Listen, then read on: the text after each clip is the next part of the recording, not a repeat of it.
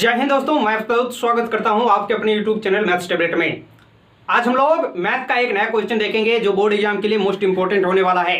तो वीडियो में शुरू से लास्ट तक जरूर बने रहें और अगर अभी तक इस चैनल को सब्सक्राइब नहीं किए हैं तो जल्दी से सब्सक्राइब जरूर कीजिएगा।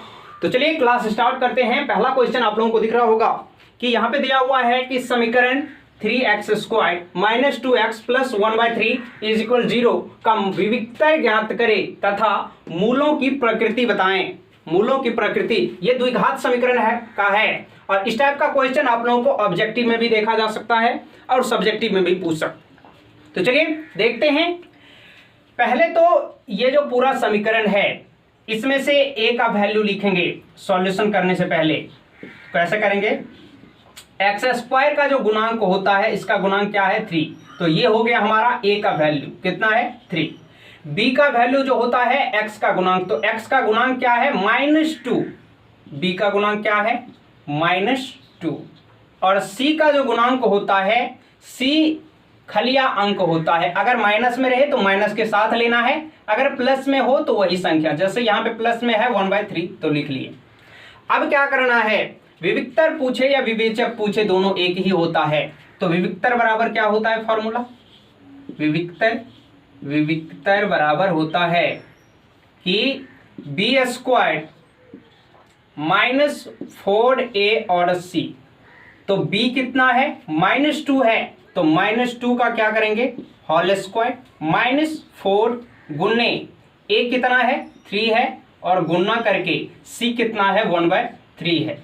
इसको अगर कैंसिल करते हैं 3 से 3 तो क्या बचेगा? यहाँ पे आएगा -2 का अगर स्क्वायर करें तो क्या हो जाएगा? यहाँ पे -2 गुना -2 क्या हो जाएगा? माइनस गुना माइनस प्लस होता है और 2 दूनी कितना होता है? 4।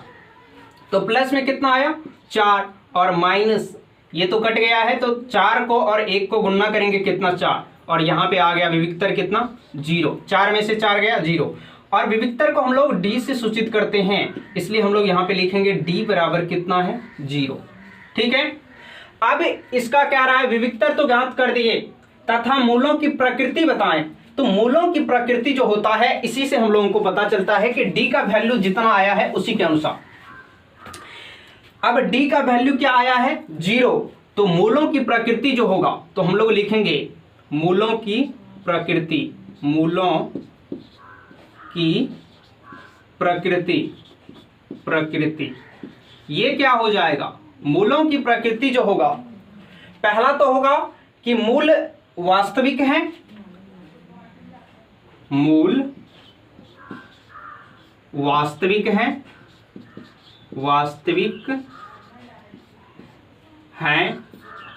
तथा समान है। ये कैसे पता किए? d का मान देखिए, अगर 0 के बराबर आ गया, d बराबर 0, तो मूलों की प्रकृति कैसा होगा? वास्तविक है तथा समान होगा। दोनों मूल जो निकलेगा इसका, x का मान अगर निकलेगा इस गुणनखंड का, इस समीकरण का, तो कैसा होगा? दोनों x का मान समान होगा। जैसे अगर x का मान आ गया हम लोग को 2, तो दूसरा जो x का मान आएगा वो भी हो जाएगा 2 ही। दोनों समान होगा। इसी को कहते हैं मूलों की प्रकृति याद करना। तो एक चीज और बता देते हैं, अब 2 और कंडीशन होता है मूलों की प्रकृति में। ये क्वेश्चन तो तैयार हो गया बन करके। अब थोड़ा सा समझ लेते हैं विविक्तर और विवेचक को। अब देखिए क्या होता है कि यहाँ पे अगर दे दे 2 कंडीशन और होता है। क्या होता है अभी समझेंगे बिल्कुल आसानी भाषा में। और अगर अभी तक इस चैनल को सब्सक्राइब नहीं किए हैं तो जल्दी से सब्सक्राइब जरूर कीजिए और अपने दोस्तों में शेयर भी जरूर कीजिएगा। अब देखिए दूसरा कंडीशन क्या होता है, अगर d का मान अर्थात विवेचक या विविक्तर का मान अगर बड़ा होगा 0 से, अर्थात बड़ा का मतलब क्या हुआ? d का मान अगर कभी आ सकता है कि 1 आ गया, कभी हो सकता है कि 2 भी आ सकता है, कभी हो सकता है 4 आ गया, कभी हो सकता है 25 आ गया। ये सब प्लस में है।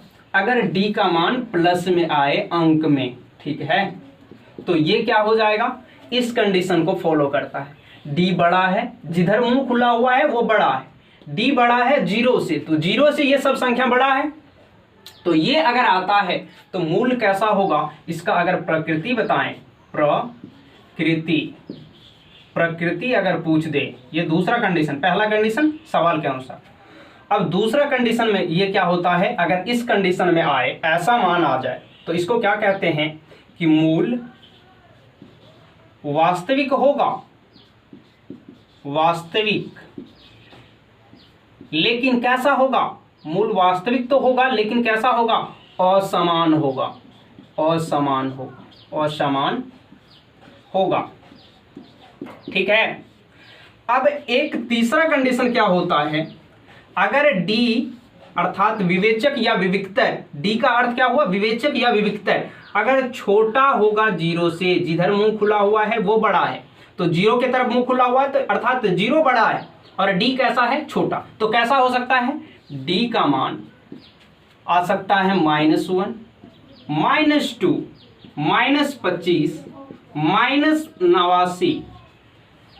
अगर माइनस में आ जाए कोई अंक तो वो जीरो से छोटा होगा, छोटा होगा कि नहीं, तो ये कंडीशन को फॉलो करता है। अगर डी का मान सॉल्यूशन करने पे, डी निकालने पे अगर ये आ जाए माइनस में तो इसका मूल वास्तविक नहीं होगा, तो इसका प्रकृति कैसा होगा, प्रकृति कैसा होगा, इस कंडीशन में कैसा होगा, वास्तविक मूल